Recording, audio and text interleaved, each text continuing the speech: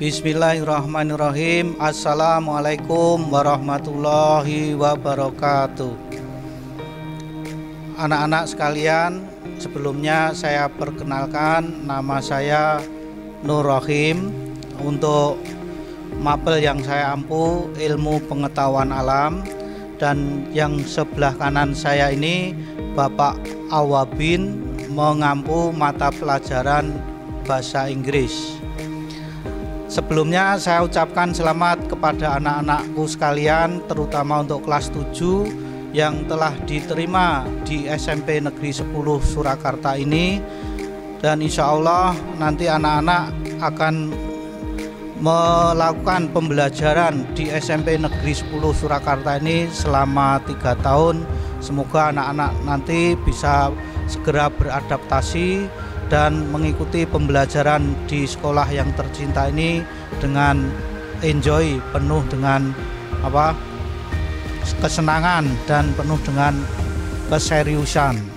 Anak-anak sekalian, pada kegiatan masa pengenalan lingkungan sekolah ini akan kami paparkan mengenai materi yaitu kenakalan remaja, dan nanti disambung dengan materi tentang dampak narkoba terhadap kesehatan kita.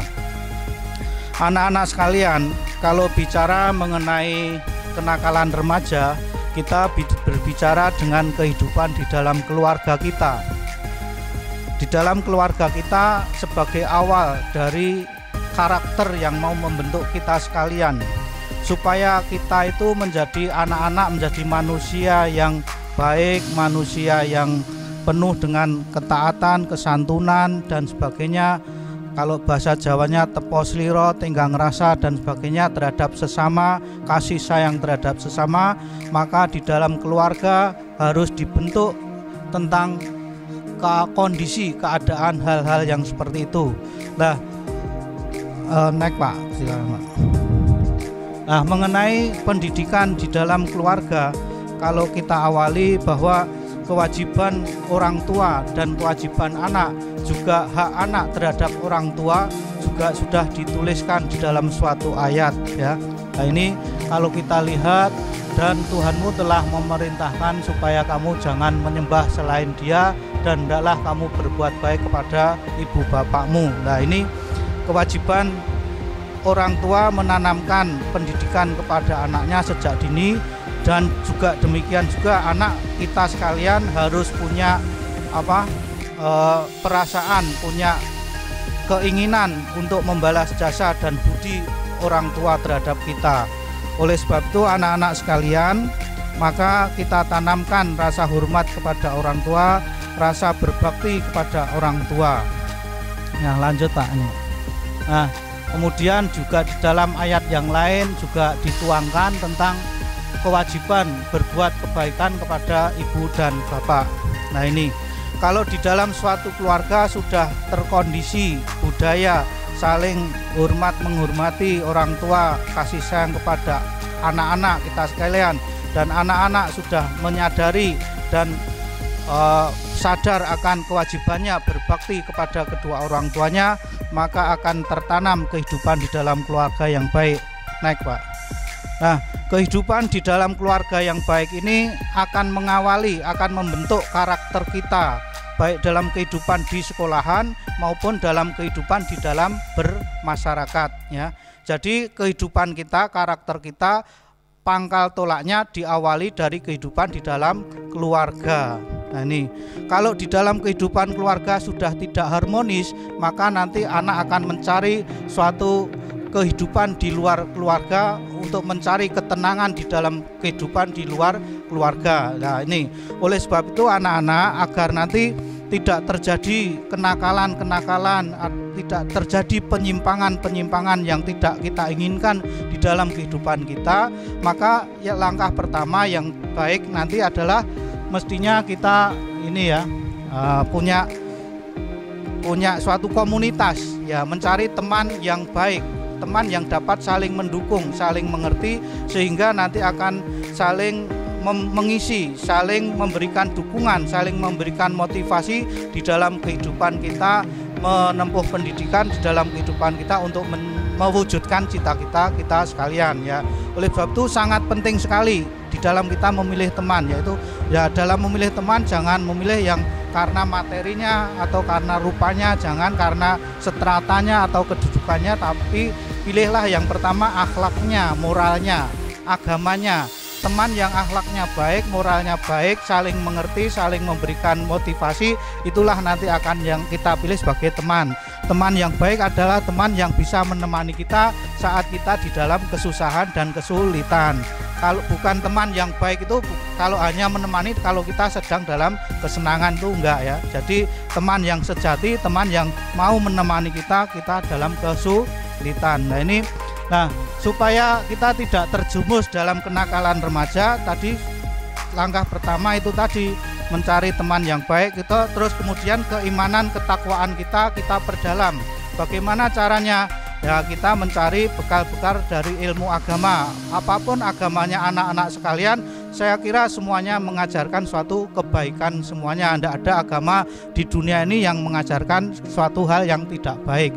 Nah, dari pelajaran agama itu kita tanamkan dalam jiwa kita, dalam hati kita, dalam diri kita, kemudian nanti kita implementasikan, kita terapkan dalam kehidupan, baik dalam keluarga maupun dalam lingkungan masyarakat sekolah maupun di dalam masyarakat yang lebih luas. Nah ini anak-anak sekalian, hal-hal yang dapat menjauhkan kita dari kenakalan-kenakalan remaja. Nah, kenakalan-kenakalan remaja itu nanti bisa terjadi penyimpangan-penyimpangan ya. Misalkan ini ya, naik Pak. Nah, ini penyimpangan-penyimpangan. Nah, ini satu perbuatan perzinaan ya itu. Nah, sekarang sudah disinyalir anak SMP, SD, SMA saja sudah mengenal tentang itu karena era keterbukaan media sosial ya. Oleh sebab itu anak-anak harus bijaksana dalam memanfaatkan alat media sosial ya, misalkan WA, misalkan Facebook dan sebagainya. Kemudian perbuatan kekerasan, anak durhaka kepada orang tua dan sebagainya. Naik Pak. Nah, bentuk kenakalan yang lain bisa dalam diwujudkan anak-anak mencari pelampiasan kalau tidak ditemukannya suatu ketenangan di dalam hidupnya, bisa anak itu berlari ke dalam khamar atau minuman keras, lari ke dalam narkoba, atau nanti mencari pergaulan yang bebas atau menggelandang. Nah ini mengenai tentang kenakalan remaja. Jadi kita simpulkan bahwa terbentuknya kenakalan remaja itu diawali dari kondisi lingkungan rumah tangga ya. Kalau di dalam kondisi lingkungan rumah tangga kita masing-masing kita bentuk, kita tanamkan suatu keharmonisan antara orang tua dan anak, insya Allah nanti anak tidak akan lari mencari sumber ketenangan yang lain di lain ketenangan yang sudah digariskan di dalam agama. Untuk materi berikutnya nanti anak-anak kita sambung ke dalam narkoba dan pengaruhnya ya, narkoba dan pengaruhnya terhadap kita. Ya, anak-anak sekalian, materi berikutnya bahaya narkoba ya.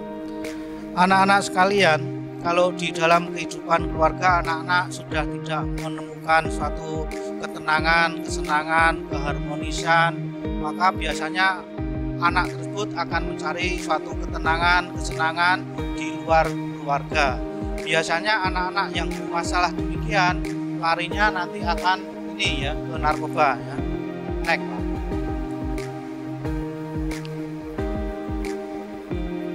Ya, narkoba ibarat suatu api ya. Kalau api itu kecil bisa banyak manfaat bagi kita sekalian. Kalau api itu begitu besar akan membahayakan. Itu narkoba.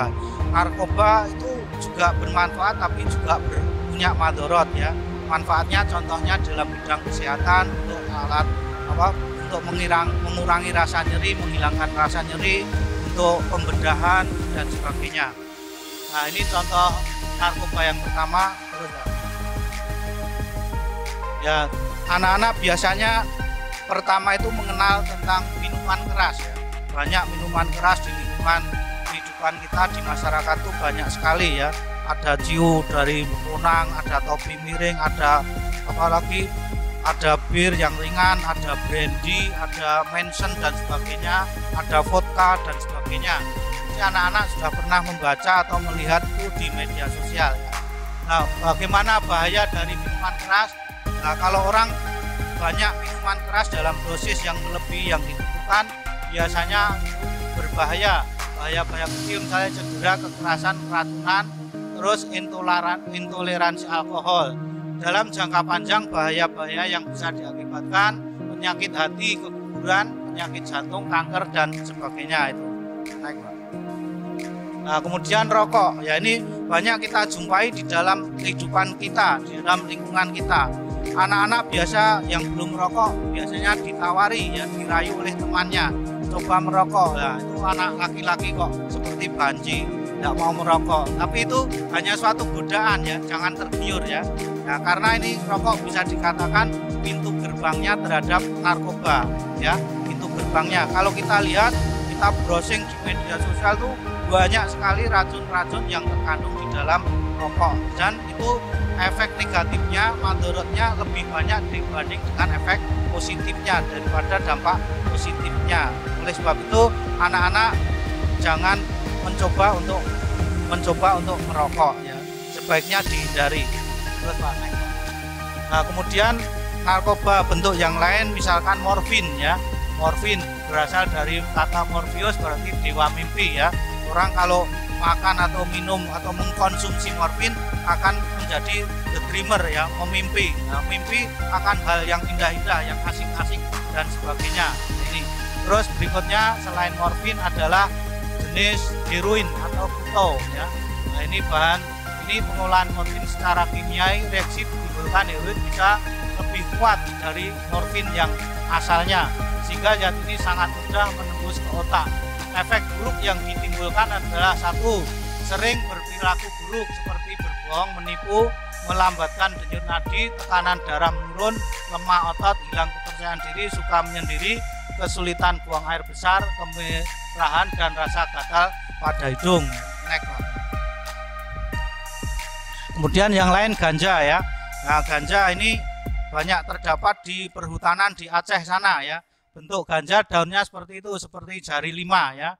Nah, itu tidak jauh berbeda dengan bahan-bahan narkotika yang lain. Ganja banyak dampak negatifnya, yakni meningkatkan denyut nadi dan jantung yang lebih cepat, mulut dan tenggorokan terasa kering, sulit dalam mengingat, sulit diajak berkomunikasi, mengalami gangguan tidur, sering merasa gelisah, berkeringat, nafsu makan bertambah dan sering berfantasi. Nah, ini yang berikutnya kokain ya. Kokain adalah jenis narkoba yang berasal dari tanaman Erythrococylon coca ya. Ini efeknya bisa efek kegembiraan yang berlebihan atau euforia, mengalami emfisema atau kerusakan pada paru-paru, sering merasa gatal, menurunnya berat badan, timbul masalah pada kulit, sering kejang-kejang, turunnya selera makan, gangguan penglihatan.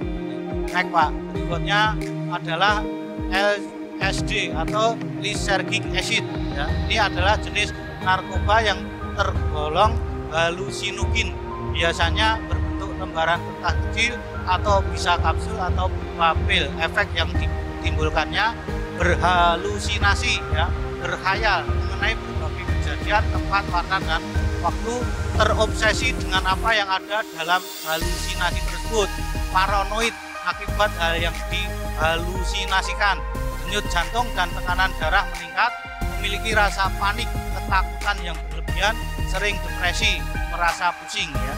Depresi itu stres, tekanan yang besar ya, diafragma mata melebar. Nah, ini opium ya.